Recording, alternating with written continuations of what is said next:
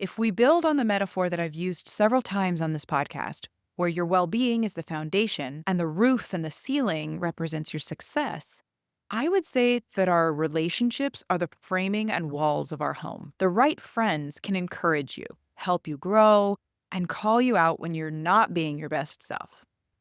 They also model healthy relationships, which can inspire and challenge you to improve your own. But here's the flip side. If your circle is full of negativity, drama, immaturity, or disconnection, it can absolutely affect your marriage for the worse. Choosing your inner circle has as much to do with how they uplift you as how they uplift your relationship. When we have a friend or a group of friends who we keep in our lives who repeatedly bring strife to our romantic relationship, it can infect even the most stable, loving relationships.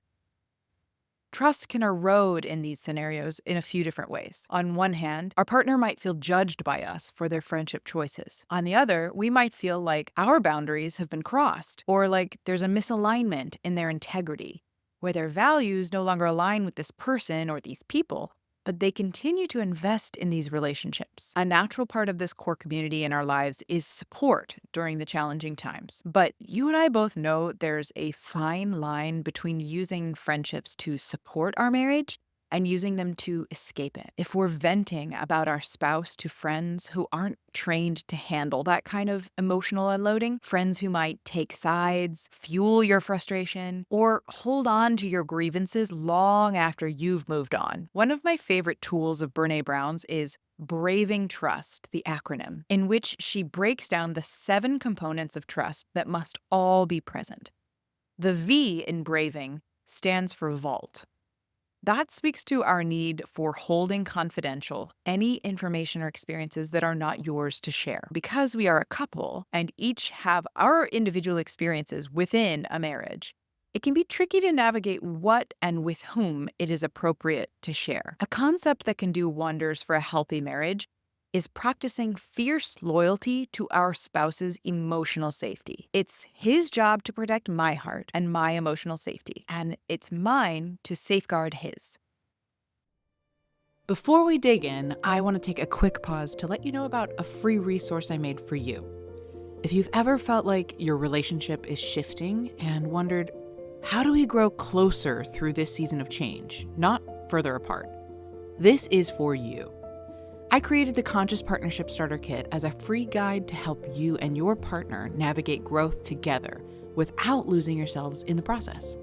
Whether you're in a season of transition, feeling a little disconnected, or simply wanting to deepen your connection with more intention, this guide will walk you through powerful, heart-centered prompts and practices to get you back on the same team.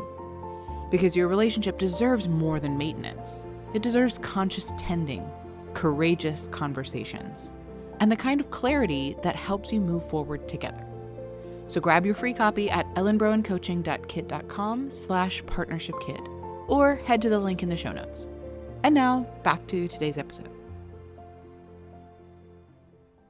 This isn't to be confused with meeting our emotional needs necessarily, since we each hold ourselves responsible for meeting our own needs. But safety is an experience created in partnership.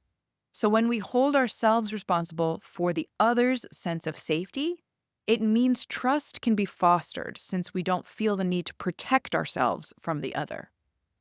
And in protecting the vault of our relationship, so to speak, that means that even when I'm upset with my spouse, I'm selective about what and with whom I share our innermost relationship struggles out of respect for my spouse's emotional safety. I'm feeling stuck. I'm struggling with this dynamic. I statements. This keeps the focus on you rather than turning your partner into the villain of the story. For deeper conflicts, always consider talking to a therapist, a coach, or other skilled professional. They provide a neutral space to work through your challenges without risking the integrity of your relationship in your broader community.